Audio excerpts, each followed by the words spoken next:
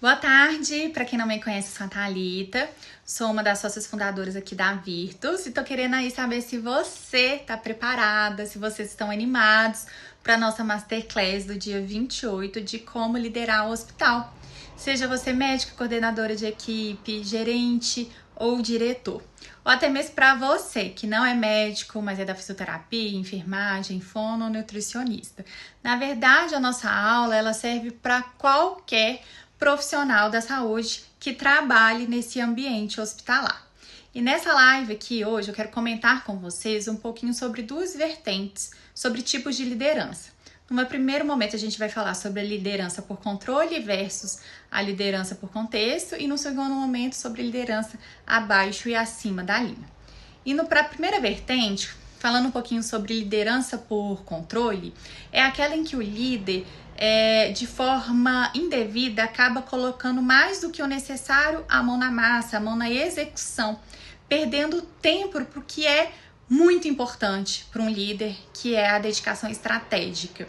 E ele se dedica, lógico que vai ter aquela necessidade do líder se preocupar com o tático, mas aqui na liderança por controle é no nível de microgerenciamento ineficiente.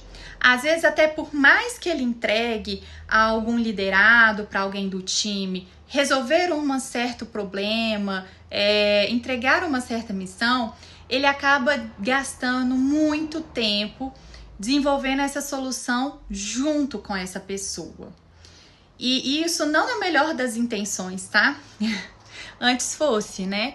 Mas essa liderança por controle, essa dedicação ao tático, ela acontece pela necessidade de controlar muito passo a passo da evolução dessa solução, sabe? Já na liderança por contexto, aqui é onde você vai exercer essa liderança pensando muito mais no estratégico, nas metas a serem alcançadas e efetivamente delegando, não é delargando, mas delegando o desenvolvimento do seu time, a fim de que eles criem um caminho até a solução, eles que executem as ações, e não exatamente da forma como imaginou, mas inclusive às vezes muito melhor. Não subestime o poder da inteligência coletiva, né, de fugir das soluções óbvias, tá? E é claro, gente, que ao delegar, isso infere com que você dê contexto, você entregue as ferramentas necessárias, inclusive você desenvolva nesse seu liderado as habilidades que são necessárias. Então, sim, você vai gastar um tempo ali preparando essa pessoa para assumir aquela função. Você não vai delargar. Mas qual que é a tendência disso ao longo do tempo? É de justamente chegar naquele momento de maturidade que o time alcança a liderança, um time, uma equipe de alta performance, né? E quando se pensa nessas duas lideranças, né, por controle e por contexto, aqui elas não são excludentes, tá? Você pode ter as duas lideranças ao mesmo tempo, porque isso vai depender, inclusive, da tarefa, da meta a ser executada e do grau da maturidade da equipe. Então, pode ser que em um certo momento, para aquele tema, para aquela circunstância, prepondere a liderança por autocontrole, a liderança por controle, mas para outra meta, para outra solução, para outra circunstância, para outro liderado, a liderança por contexto, ela faz muito mais sentido, tá? Então, não são excludentes e não é uma questão de estilo de liderança, tá? Você deve atuar nesses dois tipos aí conforme a necessidade. Agora, indo para outra vertente, né, da liderança abaixo e acima da linha. Idealmente, a gente teria que sempre buscar atuar acima da linha, né? Sendo líderes curiosas, abertas à inovação, ouvindo opiniões, com uma autocrítica muito boa, sempre procurando o autodesenvolvimento. Mas a vida real é outra. e vai ter sim aqueles momentos que vão nos puxar para aquele estado mental abaixo da linha. E muito mais do que conseguir de uma forma dinâmica mudar para esse estado abaixo para o acima da linha, no dia a dia já é suficiente você conseguir se reconhecer naquele momento que você está abaixo da linha, para que neste momento você não tome decisões precipitadas, baseadas no ego, só para estar certo. Às vezes, ao se reconhecer abaixo da linha, já é suficiente você se permitir naquele momento viver uma escuta ativa, empática, para assim, no melhor momento, acima da linha, você dar sua resposta, trazer a solução e não agir de forma precipitada. Falando disso tudo, é inevitável aqui nesses dois contextos, né, seja de liderança abaixo, acima da linha, ou por controle, ou por contexto, a gente falar de propósito, pensar em propósito. E quando a gente fala de propósito em carreira, muitas vezes a gente tem uma leitura errada do que é o nosso propósito. A gente acaba restringindo o nosso propósito a resultados e interpretando nossos valores como algo intrinsecamente relacionados àquela carreira. Vou dar um exemplo mais prático, até mesmo para ficar mais fácil de entender. E aí, primeiro eu vou dar um exemplo do jeito errado de como pensar num propósito de carreira, e aí eu vou me usar de exemplo mesmo, tá? Então, eu sou hospitalista, sou nefrologista, tô aqui no time da Virtus, empreendendo. E o jeito errado de eu pensar meu propósito é, como hospitalista, eu quero ser reconhecida como aquela que gera valor para o hospital, entregando um tratamento de qualidade, um bom DRG, uma baixa reinternação, e que os pacientes sempre me vejam como uma médica que foi empática, que conseguiu tornar a internação mais suave.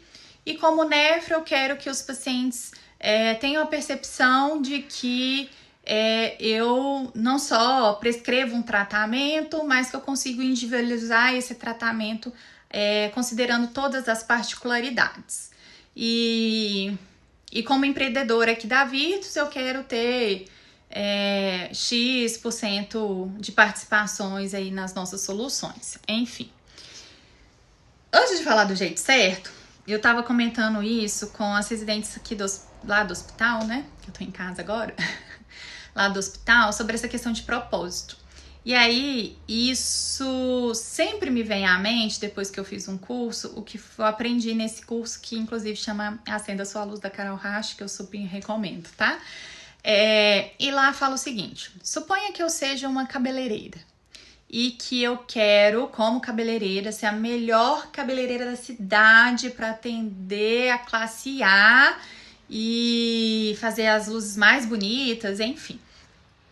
Poxa, gente, imagina se eu tivesse nascido há 400 anos atrás, em que nem essa profissão de cabeleireira existisse. Eu não ia ser uma pessoa que não tinha propósito? Não faz sentido, né? O propósito, ele independe disso, né, gente? Independe de posição, independe de carreira. O propósito de vida, ele está intrínseco. Seja ele consciente, que é o que eu quero que vocês tenham, de forma consciente o seu propósito, ou inconscientemente em todos nós. Então, uma leitura muito mais coerente de propósito e de valor seria pensar que, por exemplo, no meu caso, eu como Thalita, né, no meu papel de mãe, de esposa, de amiga, de profissional, né, eu quero mostrar ao mundo que é sim possível fazer o melhor que é possível, entregar o meu melhor com garra, com determinação, com antifragilidade, sem me autonegligenciar, né? Então, com autossatisfação.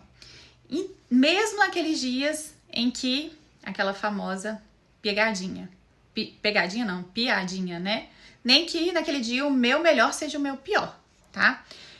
E aí, com esse propósito me guiando, isso vai me guiar independente, né? De eu fazer uma inflexão de carreira, de eu, às vezes, não só mudar de especialidade, mas deixar até de ser médica.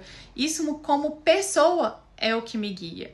E eu quero também que para você ir como coordenadora, diretor do seu serviço, do seu time, pensar como o seu propósito também tem te guiado nessas performances, de como desenvolver seu time, de como pensar nas metas e como desenvolver essas etapas, né? Fazer a execução disso. E nos momentos decisórios das tomadas de decisão, tentar se guiar, claro, que por dados, isso é muito importante, mas também considerando seus valores. E para finalizar, para você que estará aí conosco na nossa Masterclass do dia 28 agora de maio, pode estar se perguntando, né? Thalita, eu já estou atuando há anos no mercado, nessa minha posição de líder. Como que eu posso aprender nessa aula? Primeira coisa que eu posso aqui comentar, gente, é que fica meio óbvio também, né? Fazer mais do mesmo, a gente sabe que o resultado ele não pode ser diferente.